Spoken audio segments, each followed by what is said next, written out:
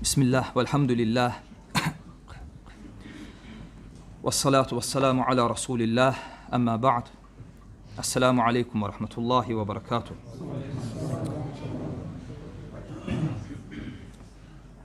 Deməli, qardaşlar, bugün götürəcəyimiz mövzu Əl-Əsmə vəl-Əhkəm, yəni insanlara hökm vermək qismindən olan bir mövzudur. Yəni, insanların əməllərinə görə cənnətli və ya cəhənnəmli olduqlarına dair şahidlik etmək. İmam Əhməd rahimehullah buyurur ki, وَلَا نَشْهَدُ عَلَى أَحَدٍ مِنْ أَهْلِ الْقِبْلَةِ بِعَمَلٍ يَعْمَلُهُ بِجَنَّةٍ وَلَا نَارٍ. Biz qiblə əhlindən heç bir kəsin etdiyi əməlinə görə cənnətlik və ya cəhənnəmlik olduğuna dair şahidlik etmirik. Bu əhl-i sünnədə qaydadır. Demək olar, elə bir əqidə mətni, elə bir əqidə kitabı yoxdur ki, o mətində, o kitabda bu qayda zikr olunmasın. Yəni, qiblə əhlindən heç bir kəs barədə etdikləri əməllərə görə, əməllər ya yaxşıdır, ya da pis. Əgər insan salih əməl sahibidirsə, onun barədə bu cənnətlidir deyə şahidlik etmirik. İnsan pis əməllərin sahibidirsə, bu insan bu əməllərinə görə cəhənnəmlidir deyə o insanın axirətinə hökm vermirik. Bu əhl-i sünnənin əqidə əsaslarından birisidir. Bütün əqidə mətinlərində, əqidə kitablarında qeyd olunan əsaslardan birisidir. Nə üçün? Çünki bir insanın axirətinə hökm vermək qeybi məsələlərdəndir. Və Allah Azze və Cəllə buyurur ki, وَلَا تَقْفُ مَا لَيْسَ لَكَ بِهِ عِلِمٍ إِنَّ السَّمْعَ وَالْبَصَرَ وَالْفُؤَادِ كُلُّ أُولَٰئِكَ كَانَ عَنْهُ مَسْئُولًا. Yəni, elmin olmayan bir şeyin ardınca getmə, həqiqətən də qulaq, göz və qəlb, bütün bunların hamısı məsuldur. Qiyamət günü cavab verəcək. Və bir insanın axirətinə bu cür hökm vermək ki, bu insan təyinlə cənnətli və ya cəhənnəmlidir, sanki insan özünə aid olmayan bir mövzuya salır. Elmi olmayan bir mövzuya salır. O mövzu ki, qiyamət günü ona görə cavab verəcək. Həmçinin bu Allah Subhanahu və Teala'ya qarşı qulun cürətli olmasıdır. Və Allah Azza və Cəllənin adından danışmağın hökmündədir. Ona görə Allah Azza və Cəllə bizə qadağan edib ki, وَلَا تَقُولُوا عَلَى اللّٰهِ مَا لَا تَعْلَمُونَ. Allah barədə bilmədiyiniz şeyləri deməyin. Yəni, əslində bu mövzu həmçinin Allah Azza və Cəllənin sifətləri ilə dolayısı yoluna əlaqəli mövzudur. Yəni, Allah Azza və Cəllənin sifətləri ilə bu mövzunun nə əlaqəsi ola bilər? Əlaqə buradadır ki, çünki Allah Azza və Cəllənin elmi, Allahın elm sifəti, Allahın qüdrət sifəti, Allahın bağışlanma sifəti, bunlar Allah Azza və Cəllənin sifətlərdir ya yox. Sən təsəvvür et ki, bir insana hökm verdikdə ki, bu cəhənnəmlidir, sən hökm verirsən ki, yəni Allah Azza və Cəllə onu bağışlamağa qadir deyil. Allah ona rəhm etməyə qadir deyil. Ona görə bu mövzunun qeybi mövzularla, Allah Azza və Cəllənin sifətləri ilə, Allah Azza və Cəllənin adından danışmaqla əlaqəsi var. Və həmçinin burada İmam Əhməd rahiməhullah deyir ki, təbii ki, İmam Əhməd burada qaydanı müxtəsər gətirir. Deyir ki, biz qiblə əhlindən heç kəsin etdiyi əməlinə görə cənnətli və cəhənnəmli olduğuna şahidlik etmirik. Lakin əksər mətinlərdə, əksər kitablarda bunun dalınca əlavə bir qeyd gəlir. Əksər alimlər bu qeydi qoyurlar, hətta məsələ tam aydın olsun. Və həmin qeyddə nədir? Deyirlər ki,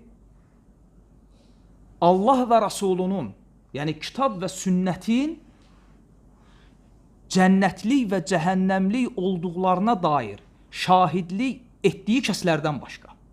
Bunu istisna edirlər. Bu qeyd nə deməkdir? Yəni o kəslər ki, onların cənnətlik olduqlarına dair və ya cəhənnəmlik olduqlarına dair Quran və sünnədə dəlil var, biz şahidlik edirik ki, o insan nədir? Cənnətlikdir. O insan nədir? Cəhənnəmlikdir. Təbbət yedə əbi ləhəbin və təb. Deməli, Əbu Ləhəbin cəhənnəmlik olmasına Quran şahiddir, biz də şahidik. Şəxsən, təyinlə hökm veririk ki, Əbu Ləhəb cəhənnəmlikdir. Və ya bu ümmətdən, qiblə əhlindən o kəslər ki, cənnət ilə müjdələnib, Əbu Bakır, Ömər, Osman, Talha, Zübeyr, Bilal, Həsən, Hüseyn kimi sahabələr və digərləri biz şahidlik edirik, adlarını çəkərək, yəni təyin edərək deyirik ki, filan kəs cənnətlikdir. Niyə? Çünki onların cənnətlik olduqlarına nə şahidlik edib? Vəhiy. Quran və sünnə vəhidir ya yox.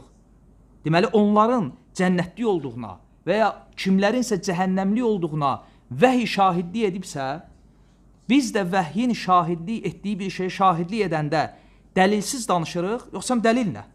Dəlillə. Əksinə, Quran və sünnənin şahidlik etdiyi bir şeyə şahidlik etməmək özü problemdir. Lakin İmam Əhməd rahiməhullah bu qeydi gətirmir. Səbəb nədir? Çünki səbəb budur ki, bir məsələdə ki,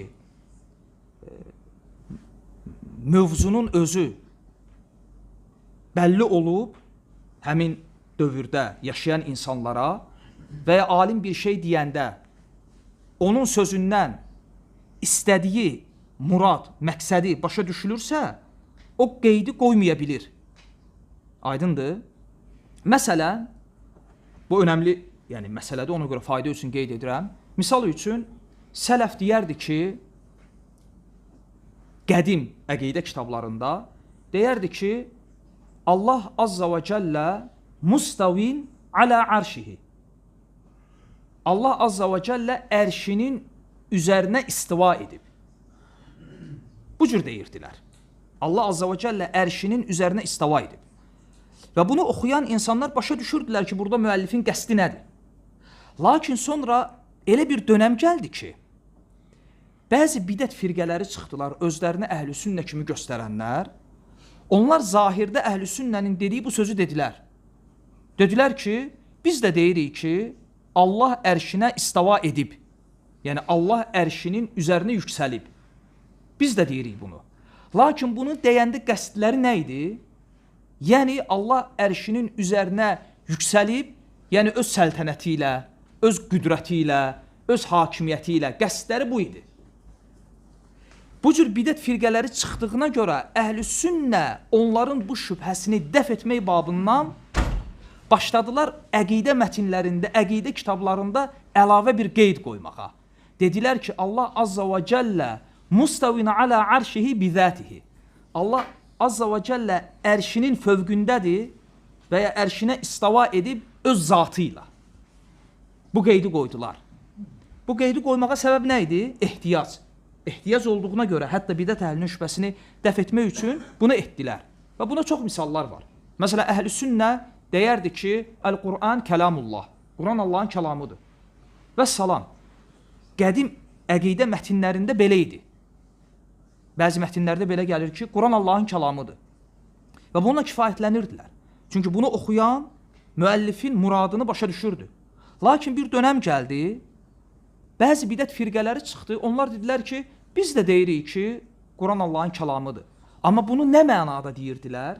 Onların bunu deyərkən qəsdləri nə idi? Yəni, Nəqatullah, Salih əleyhissalamın dəvəsi, Allahın dəvəsi adlanmır. Xalid ibn Valid radiyallahu anhu, Allahın qılıncı adlanmır. Bu mənada, yəni məcazi mənada, Quran da Allahın kəlamıdır. Amma həqiqi mənada yox. Həqiqətdə etiqad edirdilər ki, Quran məxluqdur. Ona görə əhl-i sünnə alimləri gəldilər, dedilər ki, Əl-Quran kəlamullah, Quran Allahın kəlamıdır və qeyru məxluq. Və məxluq deyil. Bu əlavəni qoydular. Nə üçün? Hətta bu, yəni şübhə aradan qalxsın deyə. O baxımdan, burada İmam Əhməd rahiməhullah bu qeydi qoymur. Demir ki, Quran və sünnənin cənnətlik və cəhənnəmlik olduğuna şahidlik etdiyi kəslərdən başqa. Lakin bəzi daha sonra gələn alimlər bu qeydi qoyublar. Və İmam Əhməd bununla kifayətlənir ki, biz qiblə əhlindən heç kəsin cənnətlik və cəhənnəmlik olduğuna şəhadət etmirik. Və lə nəşhəd, şəhadət etmirik. Şahidlik olmur, yəni şahid durmuruq. Və bu şahidlik iki növdür. Ümumiyyətlə bir insan barədə, ümumiyyətlə insanların cənnətlik, cəhənnəmlik olmalarına şəhadət vermək iki növdür. Bir var əş-şəhadətul ammə, bir var əş-şəhadətul xassa. Yəni ümumi şəhadət, bir də var xüsusi şəhadət. Bunları mənasını biləndən sonra biləcəyik ki, İmam Əhməd burada hansı növü qəsd edir. Ümumi şəhadət nədir? Ümumi şəhadət budur ki, məsələn, biz deyirik ki, möminlər cənnətlikdir. Kafirlər, münafiqlər cəhənnəmdədir. Bu xas şəhadət yoxsa ümumi? Ümumi. Bu icazəlidir, icazəli deyil. Bu icazəlidir.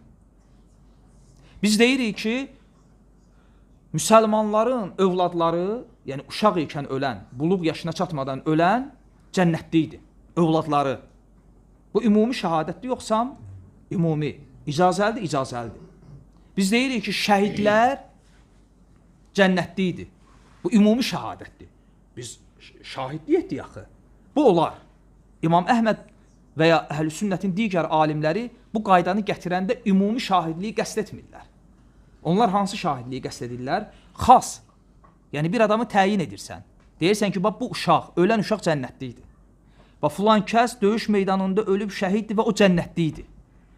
Demək ki, bax biz demirik ki, möminlər cənnətlikdir. Yaxşı, filan kəs mömindir və o cənnətlikdir. Bu icazəli deyil. Çünki bu Allah Azza və Cəllənin adından danışmaqdır. Həmçinin bir insanı görürük ki, siqaret çəkir, zina edir, şərab içir, müsəlmandır, qiblə əhlindəndir və deyirik ki, bu cəhənnəmlikdir, təyin edərək, adını çəkərək və işarə edərək. Bu icazəli deyil. Bu Allah Azza və Cəllənin adından danışmaqdır. Ona görə Əhl-i Sünnə ümumi hökm ilə, hətta uxravi hökm olsa da, xüsusi hökm arasında fərq qoyub. Və bunun dəlillərindən birisi də nədir? Fikir verin, Peyğəmbər sallallahu aleyhi və səlləm şərab üstündə 10 nəfər lənətləyib. Onun o meyvəni yığandan, onu sıxandan, onu satandan, alandan, içəndən, ticarətini edəndən, qonaqlığını verəndən tut, yəni şərab üstündə 10 nəfər lənətləyib. Deməli, şərab içən lənətlənib ya yox? Lənətlənib. Və Sahih Müslimdə bir hədisdə gəlir ki, sahabələrdən biri bu məsələdə zəifliyi var idi. Və Peyğəmbər sallallahu aleyhi və səlləmin yanına gətirirdilər onu şərab içdiyinə görə. Hətta Allah Rasulü ona hədd cəzası tətbiq edirdi. Şərab içənin hədd cəzası nə qədədir? 40 şallaq. Və adi şallaq deyil. Və 40-dan artıq da ola bilər. 80-əcən. O isə təzir sayılır. Təzir yəni rəhbərin məsləhətinə baxır. Məsləhət görsə edə bilər. Amma 40-acan olan bu hədd cəzasıdır, şəriətin təyin etdiyi. Və bir dəfə, iki dəfə bu sahabəni bir neçə dəfə gətirəndən sonra sahabələrdən biri deyir ki, Allahın lənəti olsun ona. Bunu nə çox Allah Rasulunun yanına gətirirlər. Yəni, zahirən onu şərab içdiyinə görə lənətləyən sahabə ümumi dəlili ələ alsaq, dəlilə görə hərəkət edib ya yox? Dəlilə görə hərəkət edib. Çünki Allah Rasulü aleyhissalatu vesselam 10 nəfəri şərab üstündə lənətləyib, onlardan da biri kimdir? İçən. Bu da içirdi, bu da lənətlədi. Allah Rasulü qoymadı. Qadağan etdi. Və dedi ki, o Allah və Rasulunu sevir. Fikir verin. Yəni, şərab içənin qəlbində olan Allah və Rasuluna qarşı olan sevgi o əmələ görə Allahdan ona gələcək lənətin qabağını alır. Sevgi. Qəlbdə olan sevgi. O lənətin qabağını alır. Deməli, bu hədis nəyin dəllidir? Bu hədis onun dəllidir ki, deməli, hətta hökm, uxravi hökm olsa belə və ya qeybi bir məsələ olsa belə, biz bilmirik axı. Bu qeybi məsələdir. Bu insanın doğrudan da üzərinə lənət yağır ya yağmır. Ümumən deyə bilərik. Amma təyin edə bilərik. bax məsələn filan kəs şərab içəndir və hədisdə də gəlib ki, şərab içənə görə 10 nəfər lənətlənib, deməli o da bunların içindədir. Ümumən deyə bilərik. Amma təyinlə deyə bilmərik. Və bu hədis bunun dəlillərindəndir ki, Əhlüsünnə ümumi hökmü ilə xüsusi hökmü, həmçinin ümumi şahidliyi ilə xüsusi şahidliyi bir-birindən ayırır. Və Abu Hüreyrə radiyallahu anhu deyir ki, mən Peyğəmbər sallallahu aleyhi və səlləmdən belə bir qissə eşitdim. İsrail övladlarından 2 nəfər var idi, 2 qardaş. Bir-birlərini sevirdilər, bir-birləri ilə yaxın idilər. Lakin onlardan biri ibadət əhli idi, müctehidun fil ibadə, ibadətdə çalışqan, zahid, abid birisi idi. Digəri isə asilik edirdi. Və hər dəfə bu abid qardaş, bu günahkar qardaşını asilik üzərində tutarkən hər dəfə ona nəsiyyət edir. Və bu da öz növbəsində deyir ki, yəni məndən əl çək. Bu mənimlə Rəbbim aramdadır. 1 dəfə, 2 dəfə, 3 dəfə və bir gün bu abid səbr etmir. Və ona deyir ki, Allah səni bağışlamayacaq və səni cənnətinə salmayacaq. Bu Allah Azza və Cəllənin adından danışmaq deyə yox, Allahın adından hökm verməkdir. Ki Allah səni bağışlamayacaq, Allah səni cənnətinə salmayacaq. Peyğəmbər sallallahu aleyhi və səlləm həmin 2 qardaşın axirətdəki halını nəql edir. Deyir ki, həmin abidi çağıracaq, həmin günahkarı çağıracaq, ona deyəcək ki, İzhəb, fədxulul cənnə bi rəhməti. Ged mənim rəhmətimlə cənnətimə gir. Biz keçən dərslərdə götürmüşdük. Elə insanlar olacaq ki, ləm ya'malu lillahi xayran qat. Allah üçün heç bir xeyir işləməyən insanlar olacaq, hansılar ki, Allah Azza və Cəllə rəhməti ilə onları bağışlayacaq. O kəslər ki, Peyğəmbər sallallahu aleyhi və səlləmin şəfayəti üçün onlara çatmayacaq. Allahın rəhməti ilə, Allahın şəfayəti ilə bağışlanan insanlardır. Ona görə İbn Qeym rahmehullah Əs-Səvaiqul Mursələ kitabında Allahın rəhmət sifəti ilə qəzəb sifəti arasında müqayisə gətirir, bəlkə də bir səhifədən çox.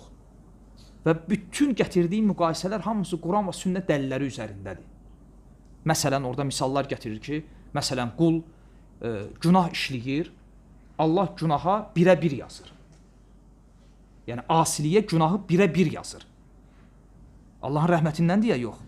Amma insan salih əməl işləyir, salih əməlin əcri mükafatı ən azı 1-ə 10'dur. Və bu cür Allahın rəhməti ilə qəzəbi arasında müqayisələr gətirir. Və sonra görün nə deyir.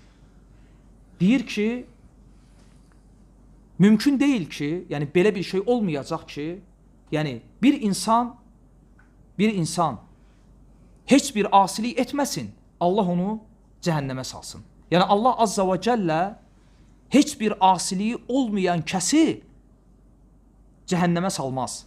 Lakin Allah üçün heç bir xeyir etməyən kəsi rəhməti ilə cənnətinə salar. وَلَمْ يَعْمَلُوا لِلَّهِ خَيْرًا qat hədisin dəlil gətirir. Və Allah Azza və Cəllə həmin asiyə onu deyəcək. İzhəb fədxulul cənnə bi rəhməti. Ged mənim rəhmətimlə cənnətə gir. Və o abidi gətirəcək və ona deyəcək ki, fikir verin, öz sifətlərini onu xatırladacaq. Ona görə mövzu həm də bayaq dediyim kimi dolayısı yolla Allahın ad və sifətlərinə bağlı mövzudur.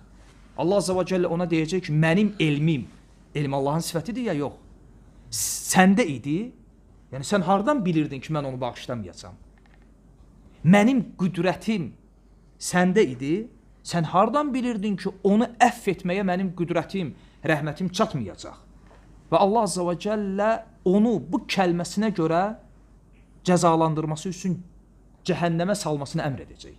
Və bu hədisi rəvayət edəndən sonra Abu Hüreyrə radiyallahu anhu deyir ki, lətəkəlləmə kəlimə, bu adam bir kəlmə söylədi və o kəlməsi ilə həm dünyasını və həm də axirətini məhv elədi. Yəni, subhanallah, insan ola bilər ki, bir kəlmə söyləsin və o kəlmə ilə bu dünyasını və axirətini məhv eləsin. Ona görə hətta insan dilindən çıxan kəlmələrə fikir verməlidir. Məsələn, sahabələr bir gün gəlib deyəndə ki, ey Allahın Rəsulu, Allah və sən olmasaydın, Allah Rəsulu həmən düzəltdi. Dedi ki, deyin ki, Allah və sonra sən. Allah və əntə, Allah, thümmə əntə. Hətta Allah Azza və Cəllə ilə danışıqda insan ədəbli olmalıdır. Ona görə Əbu Hüreyrə radiyallahu anhu deyir ki, bu insan elə bir kəlmə söylədi ki, o kəlməsi ilə axirətini və dünyasını məhv elədi. Bu əslində təəccüblü deyil. Məsələn, adi bir misal deyim. Fikir verin, iki insandır. İkisi də eyni heyvanı gətirir. İkisi də eyni itilikdə bıçağı götürür. İkisi də eyni qaydada qibləyə yönəldərək, eyni üslubda, birə-bir, eyni qaydada, eyni üslubda həmin heyvanı kəsir. Biri Bismillah deyir, biri Ya Əli deyir. Bir kəlmə ilə o boyda cəmdək nəcis olur, olmur? Fikir ver. Bir dənə kəlmə o heyvanı nəcis elədi. Din budur. Və insan yəni bir kəlmə ilə heyvanı nəcis olursa, bir kəlmə ilə də insanın dünya və axirəti məhv ola bilər. Burada təəccüblü bir şey yoxdur. Ona görə insan gərək dilinə sahib olsun. Hətta sahabələr təəccüblənmişdilər. Deyəndə ki, ey Allahın Rəsulu, məgər biz danışdıqlarımıza görə cavab verəcəyik Allah qarşısında qiyamət günü, yəni hər danışığımıza görə. Allah Rəsulu sallallahu aleyhi və səlləm buyurur ki, məgər insanları üzü aşağı cəhənnəmə sürükləyən elə bu dillər deyil, elə bu dilin bəlası deyil. Və həmçinin burada fikir verin, İmam Əhməd rahiməhullah nə deyir? Deyir ki, وَلَا نَشْهَدَ عَلَى أَحَدٍ مِّنْ أَهْلِ الْقِبْلَةِ Biz qiblə əhlindən heç kəsin cənnətlik və cəhənnəmlik olduğuna şəhadət vermirik. Bu qeyd nə üçündür? Min əhlil qiblə. Çünki qiblə əhlindən olmayan kəs barədə onun cənnətlik və cəhənnəmlik olmasına dair şahidlik etmək olar ya olmaz? Bu ixtilaflıdır. Hətta əhl-sünnə alimləri arasında bu ixtilaflıdır. Yəni, ixtilaf budur ki, bir insan qiblə əhli deyil. Yəni, müsəlman deyil. Müsəlman olmayan kəsin təbii ki, cənnətli olduğuna şəhadət verilməz. Lakin, müsəlman olmayan kəsin cəhənnəmli olduğuna hökm verilə bilər, bilməz. Bəzi alimlər deyiblər ki, hətta bu, müsəlman olmayan kəslərə də aiddir bu qayda. Lakin, doğru olan budur ki, və əhl-i sünnənin əksər əqidə mətinlərində, kitablarında qeyd edilən qayda budur ki, bu qiblə əhlinə xasdır. Ona görə İmam Əhməd rahiməhullah bunu qeyd edir. وَلَا نَشْهَدَ عَلَى أَحَدٍ مِّنْ أَهْلِ الْقِبْلَةِ Söhbət kimdən gedir? Yəni, bu qayda kimə aiddir? Qiblə əhlinə. Kafirlərə aid deyil. Yəni, kafir barədə bu cür şahidlik etmək olar ki, o cəhənnəm əhlidir. Təbii ki, o halı ilə ölsə, yəni o halı ilə ölübsə, insan şahidlik edə bilər ki, o cəhənnəm əhlidir. Ona görə Peyğəmbər sallallahu aleyhi və səlləm buyurur ki, Heythumə mərartə bi qabri kafir fəbəşirhu bin nar. Harda bir kafirin qəbrinin yanından keçsən, onu cəhənnəm ilə müjdələ. Bu, insan barədə təyinlə onun axirətinə hökm verməkdir ya yox. Hədis də səhihdir. Harda olursansa ol, bir kafirin qəbrinin yanından keçəndə fəbəşirhu bin nar. Onu cəhənnəmlə müjdələ. Ona görə doğru olan budur ki, bu qayda məhz qiblə əhlinə aiddir. Doğrusunu Allah bilir. Və həmçinin burada bir məsələ var. O məsələni də qeyd edeyim. O da budur ki, əhl-i sünnə alimlərindən bəzilər deyiblər ki, deməli biz dedik ki, qayda olaraq qiblə əhlindən heç kəsin cənnətlik, cəhənnəmlik olduğuna şəhadət vermirik. Və istisna etdiyi kimləri? O kəsləri ki, Quran və sünnə onların cənnətlik, cəhənnəmlik olduğuna şəhadət verir. Bunları istisna etdik. Bu məsələ ittifaqdır əhl-i sünnədə. Bunda ixtilaf yoxdur. Lakin ixtilaf olan məqam hansı məqamdır? Bəzi insanlar var, baxırsan ki, bütün insanlar demək olar ki, ittifaq edib ki, bu insan cənnətli idi. Ola bilsin, insan ölüb gedib. Məsələn, İmam Şafi, İmam Məlik, İmam Əhməd. Yəni, təqva sahibi insanlar onun barədə yalnız xeyir danışıb. Yəni, kimdən soruşsan, deyəcək ki, o cənnət əhlidir. Və bunun tam əksinə, cəmiyyətdə bəzi insanlar olur ki, o insanın zəmmi üzərində baxırsan, hamı ittifaq edib. Yəni, bir adam tapmırsan ki, bunu tərifləsin və ehtimal eləsin ki, bu cənnətə girər. Bax, bu cür insanlar barədə şahidlik etmək olarmı ki, o cənnətli idi ya yox, bunda alimlər ixtilaf ediblər. Və İmam Əhməddən gələn başqa bir rəvayətdə İmam Əhməd bu rəydədir ki, bu cür insanlar barədə də etmək olar. Və Şeyxülislam İbn Teymiyyə rahmehullah İmam Əhməddən gələn o rəvayəti götürüb. Təbii ki, o rəvayət bu rəvayətə zidd deyil. Çünki usul-ü sünnədə qeyd elədiyi bu qayda onsuz da muttafaq aleyh. Yəni, üzərində ittifaq olunmuş qaydadır. Bunda ixtilaf yoxdur. Söhbət gedir o biri məsələdən. Və bunun da bəzi dəlilləri var. Məsələn, dəlillərindən birisi Peyğəmbər sallallahu aleyhi və səlləm bir gün yanından bir cənazə keçir, cənazəni aparırlar və sahabələr başlayırlar onu tərifləməyə. Və Allah Rasulü buyurur ki, ona vacib oldu. Qısa. Və bir müddətdən sonra başqa bir cənazə keçəndə və başqa bir gün, hədisdə qeyd olunmur, yəni həmin gün olub və başqa bir gün, zahirən görünür ki, həmin gün olub. Və sahabələr hamılıqla o cənazəni pisləyirlər.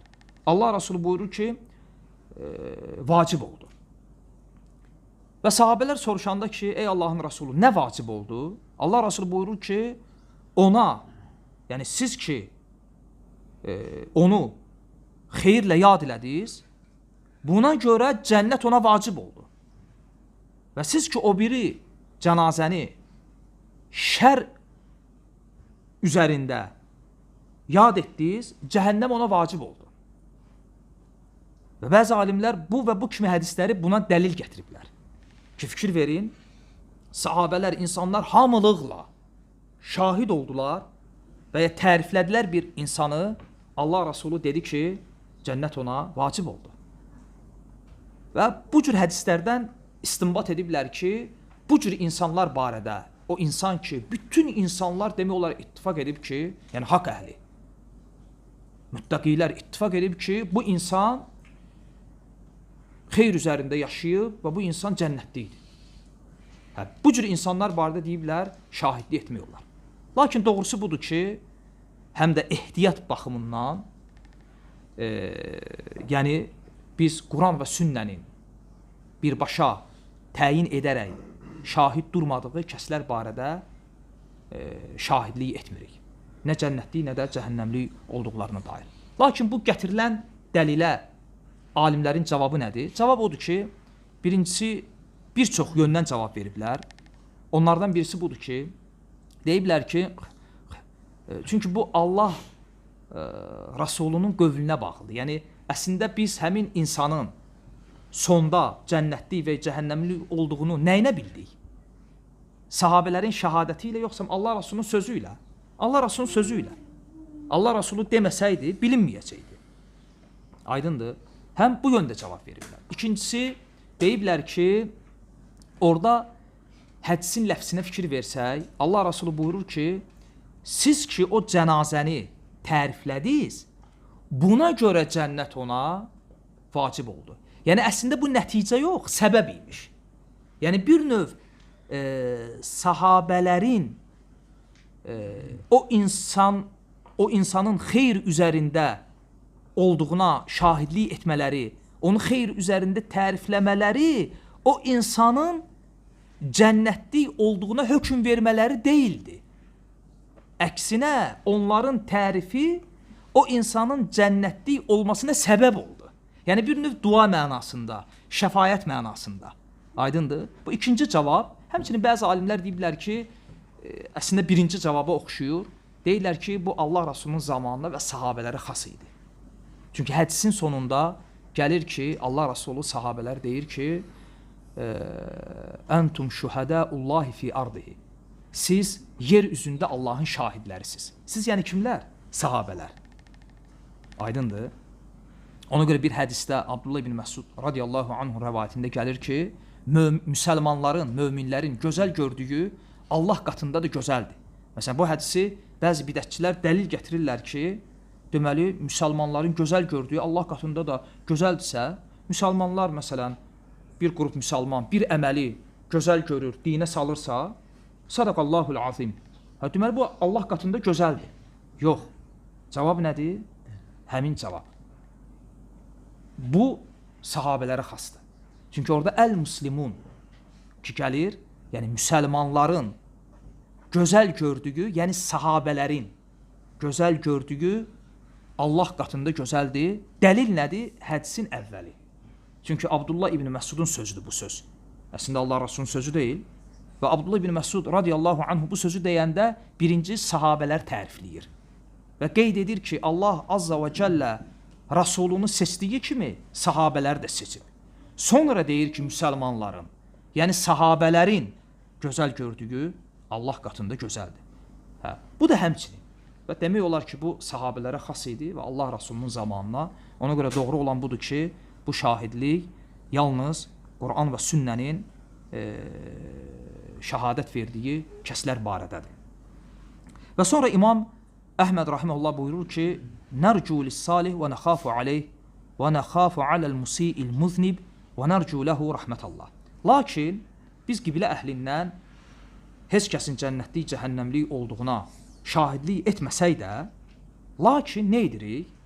Görsək ki, bir insan bu ümmətdən, qiblə əhlindən salih bir insandırsa və vəfat edib, biz onun üçün Allahın rəhmətini ümid edirik. Ümid edirik ki, inşallah, yəni istisna edərək, bu qul Allahın rəhmətinə qovuşub. Və həmçinin bu ümmətdən asiliklər edən günahkarlar barədə qorxuruq ki, Allah birdən onu cəzalandırar, Allahın qəzəbinə layiq olar, Allahın rəhmətindən uzaq düşər. Və həmçinin وَنَرْجُوا لَهُ رَحْمَةَ اللّٰهِ və həmçinin hətta bu ümmətdən, qiblə əhlindən asilər barədə Allahın rəhmətini diləyirik. Yəni, onun üçün dua edirik ki, Allah ona rəhmət etsin, Allah onu bağışlasın. Həmçinin asi biri öləndə onu gedib kafir qəbristanlığında bastırmırıq. Nə edirik? Onu kəfənləyirik, qusul veririk və onun cənazə namazını qılırıq. Allahdan onun üçün bağışlanma diləyirik və onu müsəlmanların qəbristanlığında bastırırıq. Yəni, mömin və ya fasik və ya asi, günahkar və ya muttaqi qiblə əhlindən insanlar barədə biz Allahın rəhmətini diləyirik. Və həmçinin burada mövzu ilə əlaqəli bir önəmli məsələni də qeyd edeyim. O da, məsələn, demək olarmı ki, bir insan barədə, məsələn, filan kəs şəhiddir. Yəni, xas. Çünki və ya filan kəs rəhmətli idi. Məsələn, mərhum. Yəni, rəhm olunmuş. Bu mövzunun, indi verdiyim bu sualların mövzu ilə əlaqəsi var ya yoxdur? Mövzu ilə əlaqəsi var. Birbaşa elə mövzunun özüdür. Nəinki əlaqəsi var? Çünki sən deyəndə ki, təyin edərək, bundan söhbət getmir ki, deyəsən ki, şəhidlər cənnətlidir, yox. Cənnətdən danışmırıq. Danışırıq bir insan barədə, insan döyüş meydanında ölüb. Kafir gülləsinə tuş gəlib. Filan kəs o filan kəs təyin edərək. Demək olarmı ki, bu şəhiddir. Çünki sən desən ki, bu şəhiddir, bunun nəticəsi nədir? Nəticəsi budur ki, bu cənnətlikdir. Deməli, bir adama təyinlə demək ki, bu şəhiddir, sanki sən onun cənnətlik olduğuna şahidlik edirsən. Bu məsələdə alimlər ixtilaf edirlər. Bəzi alimlər qəti olaraq deyiblər ki, olmaz. Və bəzi alimlər bu məsələdə təfsilata gediblər və doğru olan da budur. və təfsilat da nədir? Deyiblər ki, bu məsələdə təbii ki, ədəb baxımından hamılıqla deyilib ki, yaxşıdır ki, bəyənilir, həm ədəb baxımından, həm ehtiyat baxımından deyilsin ki, inşallah, istisna edilsin. Niyə? Çünki təsəvvür edin, nəinki şəhidlik. Hətta insan, çünki şəhadət belədir ki, sən qıraq birisi barədə hökm verirsən. Bunu qoy kənara. Təsəvvür edin, insan özü barədə. Hansı ki, insanı özündən yaxşı tanıyan var? İnsanlar içərisində? Yox. İnsanı insanlar içərisində ən yaxşı tanıyan kimdir? İnsanın özü. Təsəvvür edin, birinə gəlib, deyirsən ki, sən möminsən, nə deməlidir? Deməlidir ki, bəli, mən möminəm, yoxsa mən möminəm, inşallah və ya inşallah mən möminəm. Belə deməlidir, yoxsa deməlidir ki, mən möminəm. Buna nə deyirlər? Əl-istisna fil-iman. İmanda istisna etmək. Və bu bizimlə murciyələr arasında olan fərqlərdəndir. Murciyələr deyirlər ki, imanda istisna yoxdur. Deməlisən ki, mən möminəm. Və onlar imanda istisna edənə deyirlər ki, siz imanda şəkk edirsiniz. Yəni, imanınıza şəkk edirsiniz. Aydındır.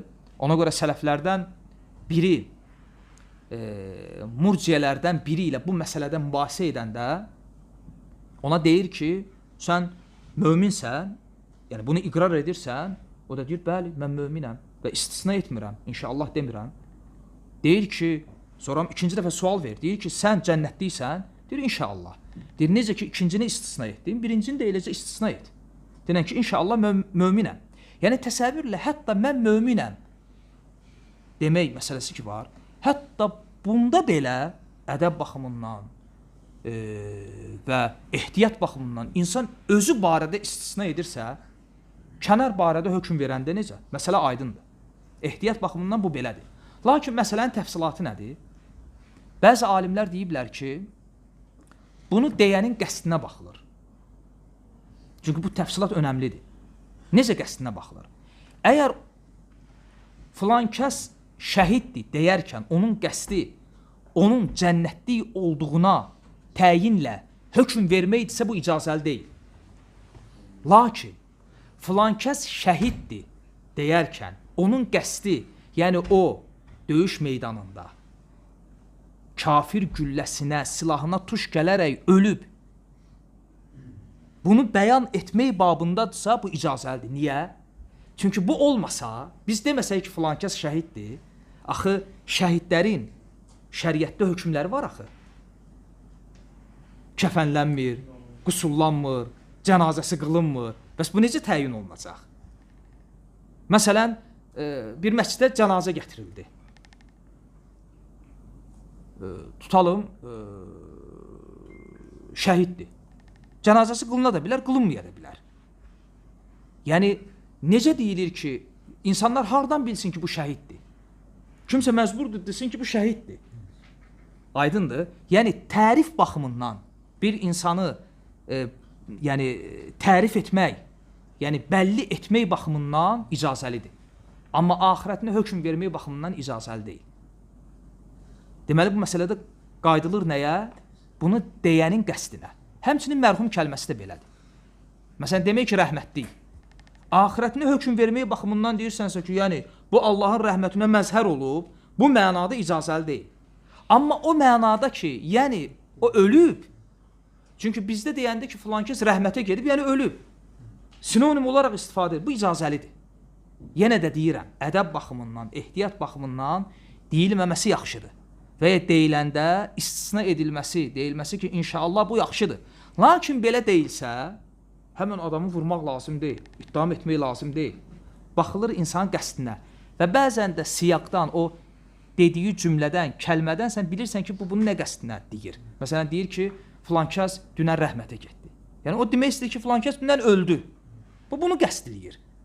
Hətta bunu biz örfən bilirik. Çünki biz də bu kəlməni adət olaraq bu cür istifadə edirik. Aydındır?